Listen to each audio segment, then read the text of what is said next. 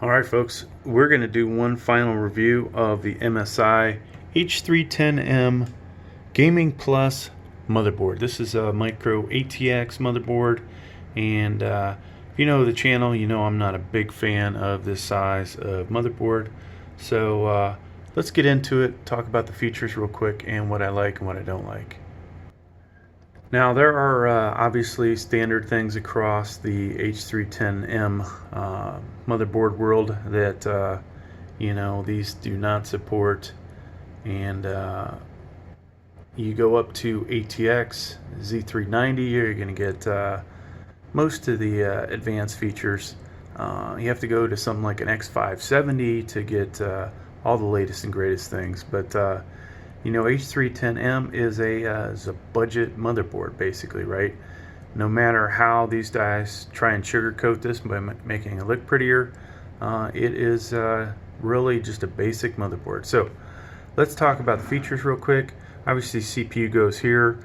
We've got one location for an M.2. Here's your CMOS chip, PCI Express slot for your graphics card, and if you notice, these are of the smaller kind, so you're only going to be able to get things like Wi-Fi cards in there, and we'll talk about that a little more in the future.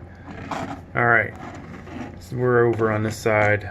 Standard case connector stuff. You've got your HD audio, USB 2.0, and this should be your these are your front case connectors here, and this motherboard is got right there. This is nice enough to show you what which one's which, like your HDD, reset switch, power switch, and power LED, so you know where they go. SATA 3 connectors, there are two here, two here. None of them are 90 degrees, which is kind of a bummer. From the aspect of if you like your cables to look a little cleaner, going from the back of the case, or excuse me, the right hand access area, to be able to route your cables through there a little cleaner. The 90 degree connectors look a little better. USB 3.0 24 pin connector from your power supply, 2 RAM slots, DDR4, 288 pin there. Over here we've got one CPU connector, one system fan, so that's not a you know, a plus there that there's only one of each. Here is your 2x4 power supply for your CPU, and then we have these connectors here on the IO shield area. So you got PS2, USB 2.0s, so 4 of those total. USB 3.0s, HDMI, DVI. You've got Ethernet and your microphone and headphones here. Let's see, did we miss anything you would care about? I believe that is pretty much the features. All right, so let's talk negatives. We'll start over here since we're looking at it. I have not needed this in, I don't know, 20 years, I feel, almost. It's been a long time, and this is pretty much worthless. Now, I don't know whether H310M supports DisplayPort, but it would have been nice to throw that one in here. And considering I don't think any of my H310M computers have ever had it, it's probably not something that this does support. A couple more USB 2.0s on the back, or excuse me, 3.0s would have been nice, but once again, H310M only supports certain things, and I'd have to go back and look at it to see if indeed you can support more than 2. There's a limited number of USBs that it will support. So what don't I like over here?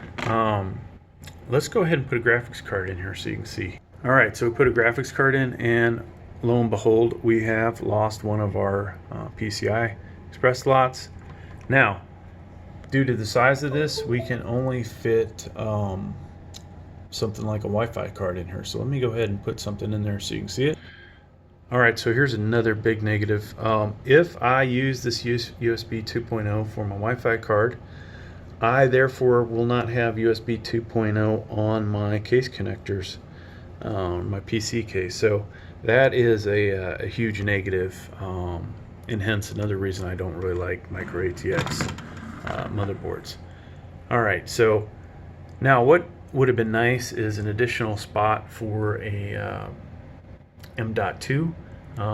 If they could stack these. I don't believe any of the H310Ms have stacked SSDs, so it would have been nice to be able to put a card in. Well, you need the next size up of PCI Express to support that.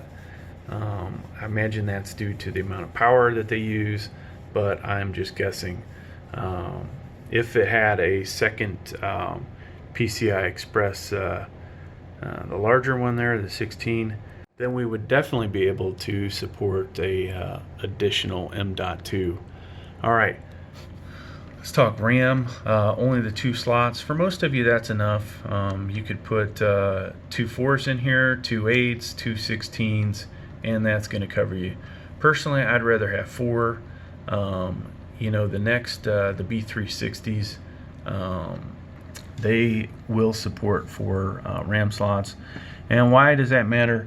If you happen to have a bunch of 4 gig sticks lying around, it's nice to just fill those out, right? Instead of, oh, I got to go buy 8 gig sticks now. Or if I have a bunch of 8 gigs and for whatever reason you have some program that requires you to have a lot of RAM, then, you know, buying 16 gig sticks might get kind of expensive, right? So all that stuff adds up.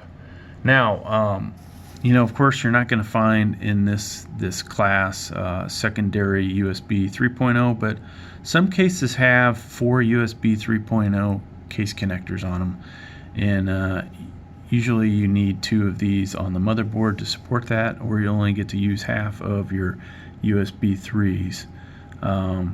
But yeah, folks, overall, you know, personally I would pass on this motherboard. It's just not me. I did buy it for the channel, and we made a few videos out of it, but it's really, you know, not the best thing in the world. Now for me here in the hotel room, it's really good from the aspect that I can plug my Wi-Fi card in, and you know, even though I don't have it in a case, if you've seen my video on how to boot a computer without a case, we can actually do that here. So of course I need my CPU fan on, RAM, and a few other things done to it, but we would have a working computer, just like basically this guy's set up over here, and it actually, I can boot that one up. So hey, thanks for checking out the video. Please like, please subscribe. Thank you.